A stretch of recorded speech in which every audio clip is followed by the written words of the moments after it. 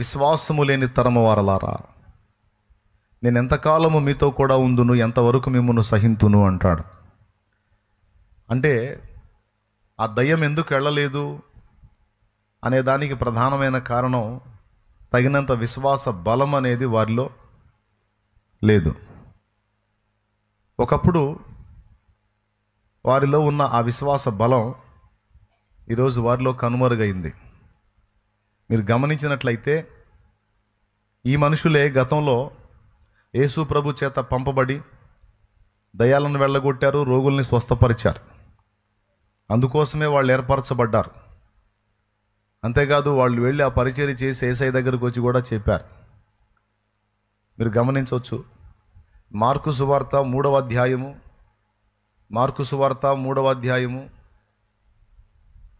13 చూడండి.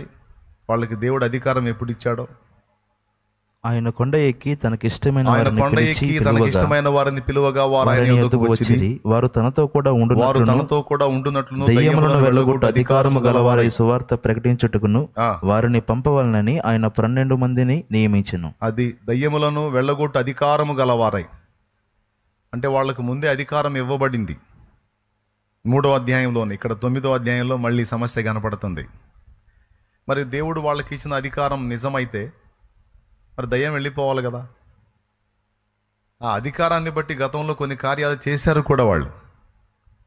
ఆనాడు చేసిన వాళ్ళు ఈనాడు చేయలేకపోయినారు. ఏం జరిగిందో తేడా జరిగింది మొత్తానికి. ఆనాడు లోబడిన దయ్యాలు ఈనాడు వాళ్ళకి లోబడలేదు. ఆనాడు వాళ్ళు గెలిచినటువంటి సమస్య ఈనాడు వాళ్ళకి ఎదురు తిరిగింది. వాళ్ళు చాలాసేపు ప్రయత్నించినా ఆ సమస్య నుంచి ప్రజని విడిపించలేకపోయారు, బిడ్డని విడిపించలేకపోయారు. కాబట్టి ప్రభు వాళ్ళని తీవ్రంగా గద్దించాడు. 2 విషయాలు. విశ్వాసము లేని తరము వారలారా, నేను ఎంతకాలము మీతో కూడా ఉందును అంటే నేను ఆటే కాలం మీతో ఇలా ఉండను. ఎంతవరకు మిమ్మల్ని సహింతును అంటే మీరు పద్దాకల ఇలాగనే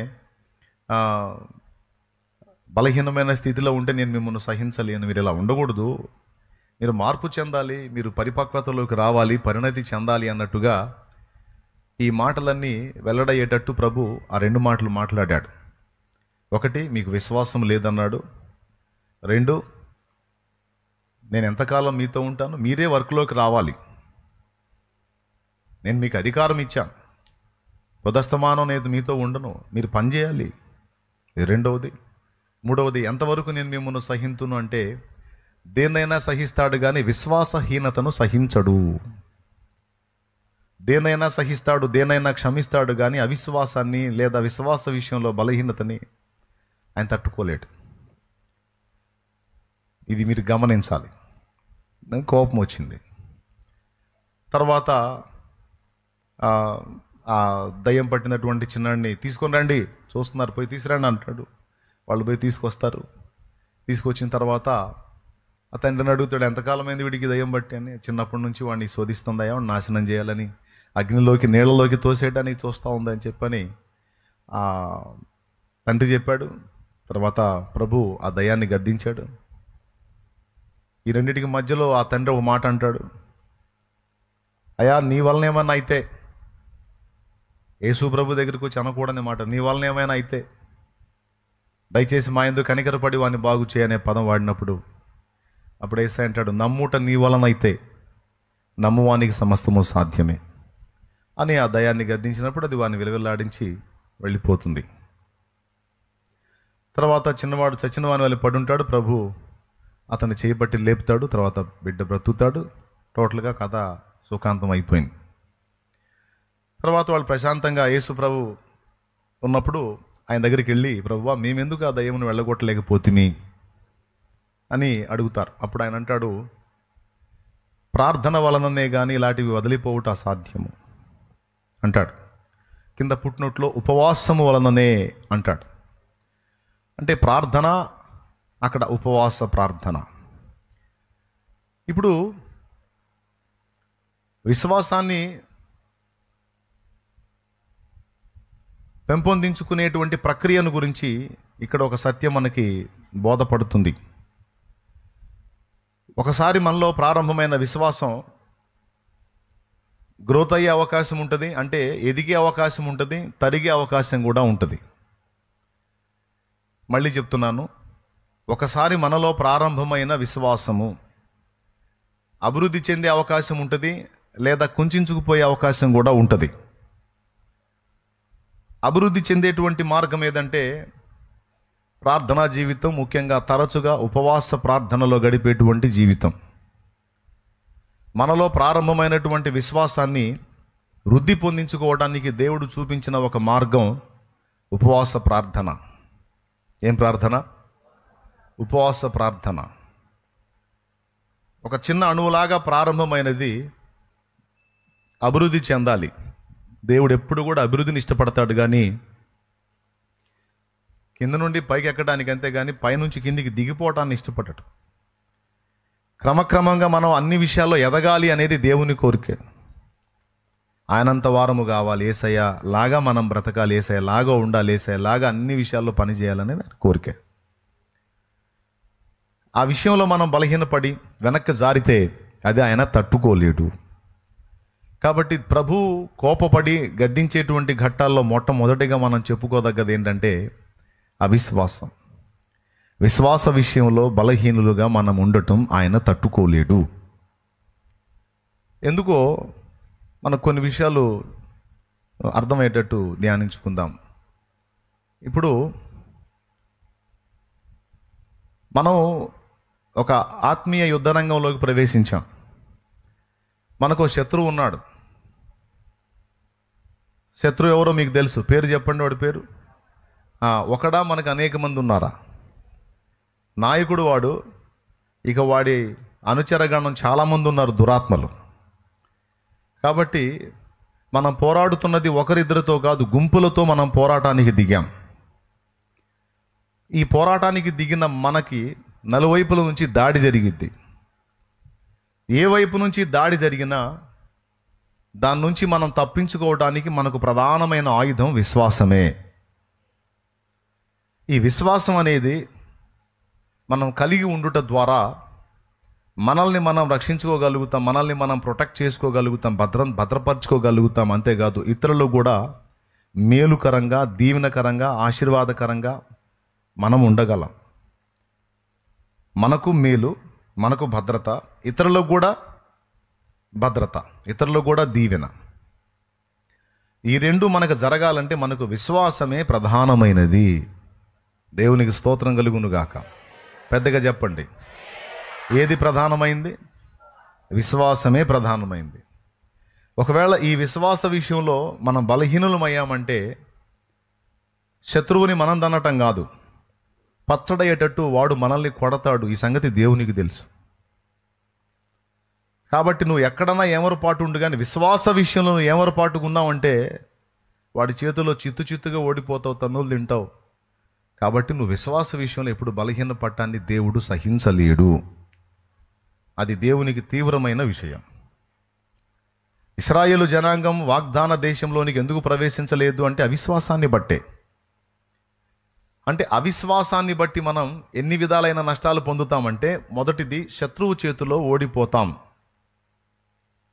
రెండవది దేవుడు అనుగ్రహించినటువంటి వాగ్దానాన్ని స్వతంత్రించుకోలేము. మూడవది దేవుడు అనుగ్రహించే విశ్రాంతిని మనం కోల్పోతాము. మీరు చెప్పండి వరుసగా. మొట్టమొదటిది ఏంటి? శత్రువు చేతిలో దేన్ని బట్టి?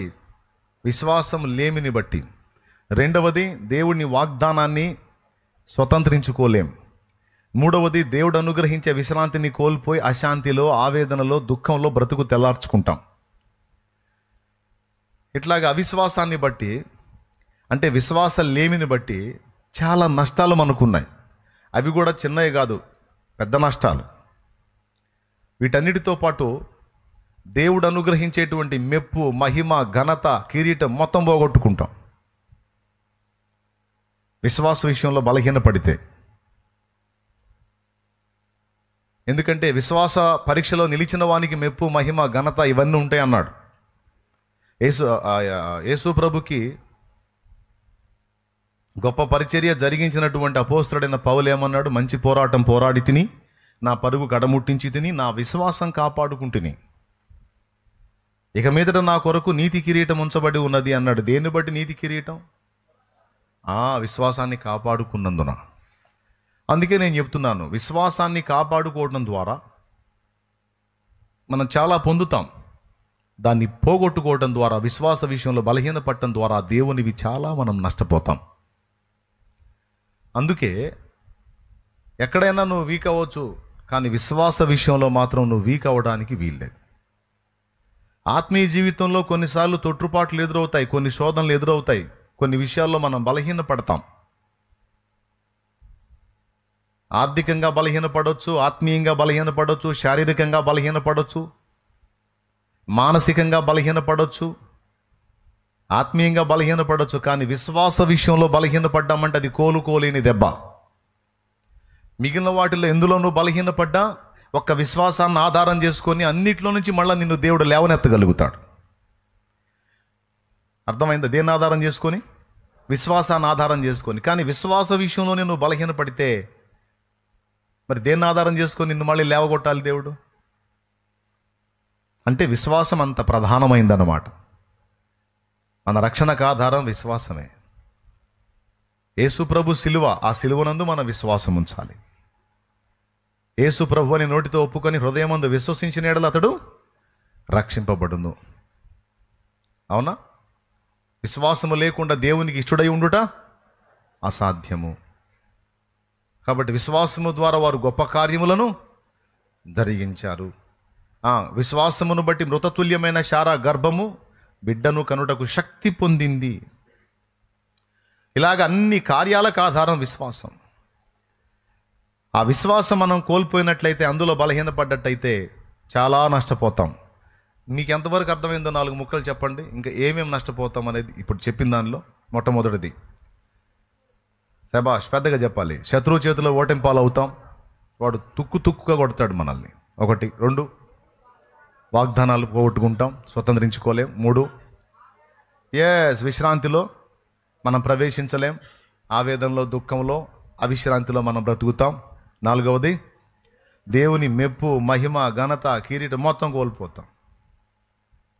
ఇలాగా చెప్పుకుంటూ పోతే ఇంకా చెప్పాలంటే ఇంకొకటి, దేవునికి అయిష్టలం అవుతాం. దేవునికి ఇష్టలంగా, దేవునికి నచ్చలేం. కాబట్టి ఇట్లాగా దాని మీద ధ్యానిస్తే బోల్డ్ అనే సంగతులు ఉన్నాయి. విశ్వాసం ద్వారా మనకు అనుకూరే ప్రయోజనాలు, విశ్వాసం కోల్పోతే మనకు వచ్చే నష్టాలు. ఇన్నిటికీ కేంద్ర బిందువులాగా విశ్వాసం ఉంది కనుక ఆ విశ్వాస విషయంలో ఎప్పుడు బలహీనపడ్డా శిష్యుల మీద కోప్పడ్డాడు ఆయన. నువ్వు ఎందులోనన్నా వీక్, ఎందులోనన్నా బలహీనపడు, మళ్ళీ నిన్ను తిరిగి నేను రికవర్ చేయడానికి, నిన్ను మళ్ళీ బాగు చేయడానికి విశ్వాసమే ఆధారం రా బాబు నాకు. అది కోల్పోతే నువ్వు ఇంక నిన్ను ఏం పెట్టి బాగు చేయాలి? నేను దేన్ని ఆధారం చేసుకొని నీ మీద పని చేయాలి? ఆ తప్పు చేయొద్దు అని ఆ విషయంలో ఆయన తీవ్రంగా కోప్పడతాడు. ఈరోజు ఇక్కడ కూర్చున్న మనం, ఈ లైవ్ ద్వారా వీక్షించే మనం అందరం గమనించండి. ఎవరెవరు ఏ విషయాల్లో బలహీనపడున్నారో, ఎవరెవరు ఏ విషయాల్లో కోల్పోయి ఉన్నారో, ఎన్ని నష్టాల్లో ఉన్నారో, ఎన్ని కష్టాల్లో ఉన్నారో, ఎన్ని వ్యాధుల్లో, బాధల్లో, శోధనల్లో ఎన్ని కోల్పోయి ఉన్నారో, లేకపోతే ఆత్మీయ జీవితంలో ఒకవేళ నువ్వు బలహీనపడి ఉన్నావో. కొంతమంది ఆత్మీయ జీవితంలో కొన్ని తొట్టుపాట్లకు గురయ్యి విశ్వాస విషయంలో కూడా బలహీనపడిపోతారు. తప్పిపోయిన కుమారుడు తండ్రి యొద్ద నుండి వెళ్ళిపోయాడు, పనికిమాలిన కార్యాలు చేశాడు, కానీ తండ్రి ప్రేమను నమ్మే విషయంలో మాత్రం తప్పిపోలేదు. కాబట్టి అతను నా దృష్టిలో తప్పిపోయిన కుమారుడు అయితే కాదు. అర్థమైందా? తప్పు దిద్దుకున్న కుమారుడు. అర్థమైందా? తన స్వేచ్ఛ కోరి తండ్రి యొద్ద నుండి వెళ్ళాడు ఆస్తి తీసుకొని. తర్వాత అన్నీ కోల్పోయాడు, స్నేహాలు నమ్మాడు, మోసపోయాడు, అందరినీ నమ్మాడు, మోసపోయాడు, అన్నీ కోల్పోయాడు. చివరికి వాడున్న దేశంలో కరువు వచ్చింది. అక్కడ చివరికి పందులు తినే పొట్టు కూడా వాడికి దొరకలా. ఇంకా లేదు, నాకు ఇక్కడ లైఫ్ లేదు, అలాగే నా తండ్రి దగ్గర కూడా నాకు స్థానం లేదు, ఇక చావు ఒక్కటే నాకు శరణ్యం అని చావుని గురించిన ఆలోచన కూడా అతను చేసుకోవాలా. కొంతమంది ఏం చేస్తారంటే, నేను ఇంటికి బంతికి రెంటికి చెడ్డాను. అర్థమైందా? నేను ఇంట్లో గెలవలేకపోయాను, బయట గెలవలేకపోయాను, నా తండ్రిని వదిలిపెట్టి వచ్చేసాను, తండ్రికి ఇష్టంగా లేదు, అలాగని బయట వాళ్ళని నమ్మితే వారు కూడా నన్ను మోసం చేశారు. కాబట్టి నాకు రెండు విధాల స్థానం లేదు కనుక ఇక నేను చచ్చిపోతే పోయిద్ది, నా ప్రాణం తీసుకోవటమే కరెక్టు అనే ఆలోచనకి కొంతమంది వెళ్ళి అలా ఆత్మహత్యలు చేసుకొని చచ్చి నరకానికి పోయిన వ్యక్తులు కూడా ఉన్నారు. కానీ తప్పిపోయిన కుమారుడు అని మనం చెప్పుకుంటున్నటువంటి వ్యక్తి తండ్రి యొద్ద నుండి స్వేచ్ఛ కోరి వెళ్ళాడు, కానీ తండ్రి ఇంకా నన్ను ప్రేమిస్తాడు అనే విషయాన్ని నమ్మే విషయంలో మాత్రం తప్పిపోలా. తీసుకెళ్ళిన డబ్బులు పోగొట్టుకున్నాడు, ఫ్రెండ్స్ను కోల్పోయాడు, హెల్త్ కోల్పోయాడు, ఆకలి కడుపుకు ఆహారం కోల్పోయాడు, తన సౌందర్యాన్ని కోల్పోయాడు, మంచి వస్త్రాలు కోల్పోయాడు, టోటల్గా తనున్న స్థితి అంతా కోల్పోయాడు. అన్నీ కోల్పోయినా తండ్రి ఇంకా నన్ను ప్రేమిస్తున్నాడు, ఆయన నన్ను క్షమించి చేర్చుకుంటాడు, ఆయన మళ్ళీ నన్ను ఆదరిస్తాడు అని నమ్మే విషయంలో మాత్రం అతను తప్పిపోలా. ఆ ఒక్కదాన్ని అతడు కలిగి ఉన్నందుకు, దాన్ని ఆధారం చేసుకుని తండ్రి వద్దకు తిరిగి మళ్ళుకున్నందుకు అతడు కోల్పోయినవన్నీ కూడా ఒకే ఒక్క దినములో తిరిగి మొత్తం తండ్రి ఇచ్చాడు. తన తప్పును దిద్దుకున్నందుకు, తండ్రి మీద తిరుగుబాటు చేసి తండ్రిని తిరస్కరించి సొంత ఇష్టంగా ప్రవర్తించి తప్పు చేశాను, దానికి ఇన్ని నష్టాలు నేను అనుభవించాను,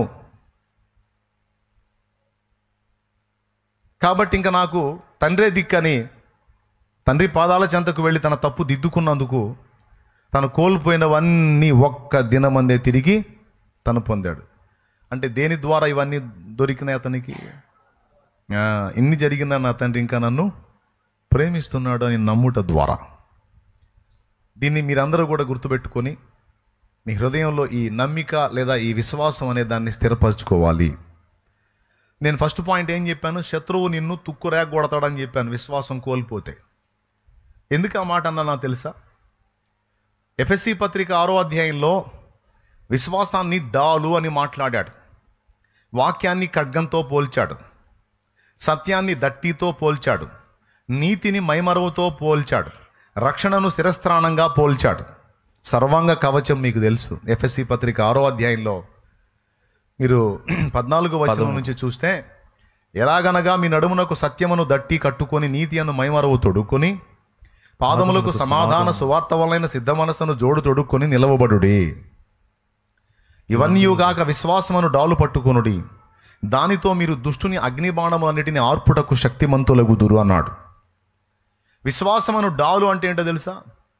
వాడు ఏ పక్క నుంచి ఏ బాణాలో దిలినా వాటన్నిటినీ నిర్వీర్యపరిచే డాలే విశ్వాసం. డాల్ లేకుండా గొలియాతు యుద్ధానికి పోయినందుకే ఒక్క రాతితో చచ్చాడు. దావీదు ఎదురొచ్చాడు, గొలియాతు ఒక చేతిలో ఈట ఒక చేతిలో డాలు పట్టుకొని రావాలి, కానీ వాడి చేతిలో ఈట ఉంది కానీ డాల్ ఇంకొకడు మోస్తున్నాడు. మీరు బైబిల్లో ఆ సన్నివేశాన్ని చదివితే మీకు నవ్వొచ్చిద్ది. మనలో చాలామంది గొలియాతును తిట్టుకునే గొలియాతులు ఉన్నారు. గొలియాతును ఎగతాళి చేస్తారు, గొలియాతును తిట్టుకుంటారు, కానీ వీళ్ళు గొలియాతులు. అది మనం ఎట్ట గొలియాతులు అవుతాం అన్నట్టు, మరి డాల్ పక్కన పెట్టినాడు గొలియాతు కాక ఏమవుతాడు? దావీదు అవుతాడా అని చూడండి. మీరు కావాలంటే ఆ సన్నివేశం చదవండి, డాల్ ఎవరి చేతిలో ఉందో మీరు చూడండి. సమూయేలు మొదటి గ్రంథము 17వ అధ్యాయము 7వ వచనం చదువు. 17:7 చదువుతున్నాడు చూడు. అతని ఈటె కర్ర నేతగాని ధోని అంత పెద్దది, మరియు అతని ఈటె కొన 600 తులముల ఇనుము ఎత్తుగలది. ఈటె కొన 600 తులముల ఇనుము ఎత్తుగలది. ఒకడు డాలును మోయుచు, ఒకడు డాలును మోయుచు అతని ముందర పోవుచుండెను. ఒకడు డాలును మోయుచు అతని ముందర పోవుచుండెను. డాలు ఈడి చేతిలో ఉందా, ఇంకొకటి చేతిలో ఉందా? మరి ఎవడన్నా వీడి మీద దాడి చేస్తే ఇప్పుడు వాడు తెచ్చి డాల్ ఇచ్చిందాక వీడు తనులు తింటా ఉంటాడుగా. డాల్ అంటే మీకు అర్థమయ్యేటట్టు చెప్తాను, ఏమి లేదండి, ఎవరన్నా ఏదైనా విసిరితే అడ్డం పెట్టుకునేది. యుద్ధానికి పోయేవాళ్ళు మనం సినిమాల్లో కూడా చూస్తారు కదా మీరు, సైనికుల చేతుల్లో ఒక చేతిలోనేమో రౌండ్ పళ్ళెం లాంటిది ఉంటుంది, చేతిలో కత్తి ఉంటుంది. ఎవడన్నా కత్తి విసిరినా బాణం విసిరినా ఇది అడ్డం పెట్టుకొని ఈ కత్తితో ఫైట్ చేస్తాడు. ఇంకా అర్థం కాలేదా? అది డాలు, అడ్డం పెట్టుకునేది. అదే డాలు గొలియాతు చేతిలో ఉంటే దావీదు ఒడిసేలతో రాయి విసిరినప్పుడు అట్లా అడ్డం పెట్టినట్టయితే పట్మన్ పక్కకి వెళ్ళిపోయేది. కానీ వాడు మనిషి ఉండటానికైతే 12 అడుగులు ఉన్నాడు ఉండటానికి. ఒక్కొక్కడు అంతే, ఉండటానికి మామూలు పొడుగు ఉండరు, మామూలు లావు ఉండరు, కానీ బ్రెయిన్ తక్కువ వాళ్ళు. ఉండటానికి మాత్రం కాటా పెడితే కింటాకు తక్కువ దోగరు, కానీ బ్రెయిన్ ఉండదు, సరైన ఆలోచన విధానం ఉండదు. నేను ఎలా ఉండాలి, ఎలా ఉండకూడదు, ఏది రైటు ఏది రాంగు, నేను ఏ విషయాల్లో జాగ్రత్తగా ఉండాలనేటువంటి ఇంకితం ఉండదు. మన ఆకారానికి మాత్రం అందరి మీద ఒక అడుగు ఎత్తుంటారు. అంతేకాదు కాటా పెడితే కూడా 100కు తక్కువ ఉండదు మళ్ళీ బరువు. కానీ ఎందుకు ఇంత హైటు వెయిట్ ఉండి ప్రయోజనం? బ్రెయిన్ ఉండొద్దు. ఇప్పుడు వాడు బ్రెయిన్ ఉన్నోడా బ్రెయిన్ లెస్ వాడా? Brainless fellow. యుద్ధభూమికి పోయినప్పుడు ఈట చేతిలో ఉండాలి, డాలు 2 ఉండాలి. ఇప్పుడు ఆ డాల్ ఈట ఉంది పాపం, డాల్ లేదు. కొడితే ఒడిశాలో రాయేసి కొడితే చచ్చిపోయి అక్కడికక్కడే. ఇంకేం చేసుకోను. అట్లాగే గొలియాతుని ఎగతాళి చేసుకున్న మనం విశ్వాసాన్ని విసర్జిస్తే, విశ్వాస విషయంలో బలహీనపడితే మనం కూడా గొలియాతుగాళ్ళమే.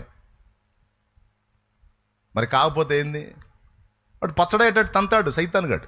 అందుకు చెప్పానన్నమాట, విశ్వాసమును డాలు మీరు ధరించండి, దానితో అపవాది వేసేటువంటి అగ్ని బాణాలన్నిటినీ ఆర్పుటకు మీరు శక్తివంతులగుదురు అన్నాడు. దేవునికి స్తోత్రం కలుగునుగాక. హల్లెలూయా. ఇప్పుడు ఒకవేళ ఆ విశ్వాసం అనే డాల్ని నువ్వు నిర్లక్ష్యం చేస్తే వాడు వేసే అగ్ని బాణాలన్నీ నీకు తగులుతాయి, అప్పుడు దెబ్బతింటావుగా. కాబట్టి ఇప్పుడు చెప్పండి, నువ్వు బతికుండి, నువ్వు బాగుండి, నువ్వు లైన్లో ఉంటే కదా 10 మందిని నువ్వు బాగు చేసేది. నీ బతికే బస్ స్టాండింగ్ అయిపోతుంది, ఇంకా నువ్వు ఎదుటోళ్ళని ఏం చేస్తా? కాబట్టి నువ్వు లైన్లో ఉండాలంటే ముందు నీలో విశ్వాసం అనే డాలు, నీ దగ్గర విశ్వాసం అనే డాలు ఉండాలి. అందుకు కోపడ్డాడు యేసయ్య. ఉర్రానాయన మీరు ఎన్నిసార్లు చెప్పించుకుంటారు, బుద్ధి లేదా? అది కోపడ్డాడు. కాబట్టి యేసయ్య కోపపడ్డాడు అంటే అది మేజర్. దాన్ని మనం సీరియస్గా తీసుకోవాలి, దాన్ని ధ్యానించాలి. విశ్వాసము లేని తరము వారలారా, ఎంతకాలం మీతో ఉంటాను, ఎంతవరకు మిమ్మల్ని సహిస్తాను అంటే మీరు నిలబడాలి, మీరే యుద్ధం చేయాలి. పద్దాకలు మీ పక్షాన్ని యుద్ధం చేయను, కొంతవరకు చేస్తాను, తర్వాత మీరే సీన్లోకి రావాలి, మీరే పోరాడాలి. అది దేవుడు మనకిచ్చినటువంటి పిలుపు. అర్థమైతే స్తోత్రం చెప్పండి. హల్లెలూయా. ఫస్ట్ ఐగుప్తు నుంచి బయటకు వచ్చినప్పుడు ఐగుప్తీయులు వాళ్ళ వెంటబడి తరుముతున్నప్పుడు ఇశ్రాయేలు పక్షంగా ఎవరు యుద్ధం చేశారు మీరు చెప్పండి? ముందేమో ఎర్ర సముద్రం, వెనకేమో ఫరో సైన్యం తరుముతా ఉంటే ఇశ్రాయేలీయులు కలవరపడితే మోషే ఏమన్నాడు? భయపడకుడి, జడియకుడి, మీరు ఊరకయే నిలుచుండి యెహోవా మీ పక్షమున యుద్ధం చేసేది చూడండి. నేడు యెహోవా మీ పక్షమున యుద్ధము చేయును, మీరు ఊరకయే నిలుచుండి చూడుడి. నేడు మీరు చూచుచున్న ఐగుప్తీయులను ఇక మీదట మీరు చూడరు అన్నాడు. స్తోత్రం చెప్పాలి. మీరు చూసే ఐగుప్తీయులు కనపడుతున్నారు కదా, మిమ్మల్ని బెదరగొట్టే ఐగుప్తీయులు ఇక మీకు కనపడరు అన్నాడు. మీరు ఊరకనే నిలబడి చూడండి అన్నాడా? నిర్గమ 14.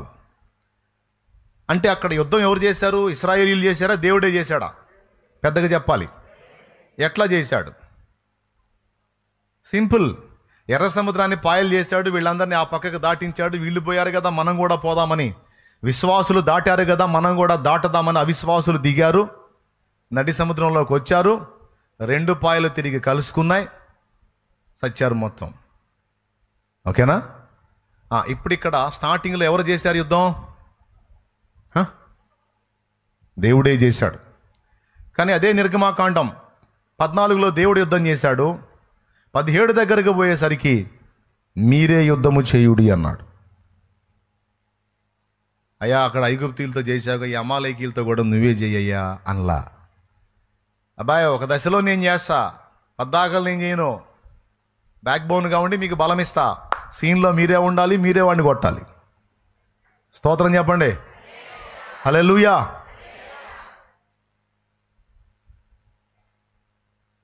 ఇక్కడ యేసు ప్రభు శిష్యుల్ని గద్దించిన విషయం కూడా అదే. ఎంతకాలం మీతో కూడా ఉండును అంటే, అట్టే కాలం నేను మీతో ఉండి పద్దాకాలం మీ పక్షంగా నేను ఫైట్ చేయను. మీరు నిలబడాలి, మీరు విశ్వాసంలో బలపడాలి, శత్రువు గుండెను మీరే చీల్చాలి. కాబట్టి ఆ విధంగా మీరు ప్రిపేర్ అవ్వండి అని వారి అవిశ్వాసాన్ని బట్టి వారిని, లేదా వారి విశ్వాసహీనతను బట్టి వారిని గద్దించాడు. కాబట్టి ఇక్కడ ఫస్ట్ పాయింట్ మీకు అర్థమైందని నేను అనుకుంటాను. ఒకవేళ మన విశ్వాస విషయంలో బలహీనమైతే ఏం జరిగింది? మనకి సాతానుగాడి చేతిలో పచ్చడైపోతాం. వాడిని పచ్చడి చేయాలంటే మనకేం కావాలి? నువ్వు ఏదన్నా నష్టపో, ఏ విషయంలోనన్నా బలహీనపడి, ఎక్కడన్నా దిగజారి, ఏ పాయింట్లో నువ్వు ఆస్తిని కోల్పోయావో, ఆరోగ్యం కోల్పోయావో, లేకపోతే నువ్వు ఏవు కోల్పోయినట్టు నీ వారిని కోల్పోయావో, నువ్వు ఏమేమి కోల్పోయావో, తప్పిపోయిన కుమారుడు పోగొట్టుకున్నట్టు అన్నీ కోల్పోయావా? చివరికి ఆహారమే లేని స్థితిలో ఉన్నావా? తండ్రి మీద తిరుగుబాటు చేసి ఆత్మీయతలో పోయినావా? అయితే తిరిగి తండ్రి వైపు మళ్ళుకో. విశ్వాసాన్ని బట్టి కోల్పోయినవన్నీ తిరిగి నీకు అనుగ్రహించడానికి అదే ఆధారం.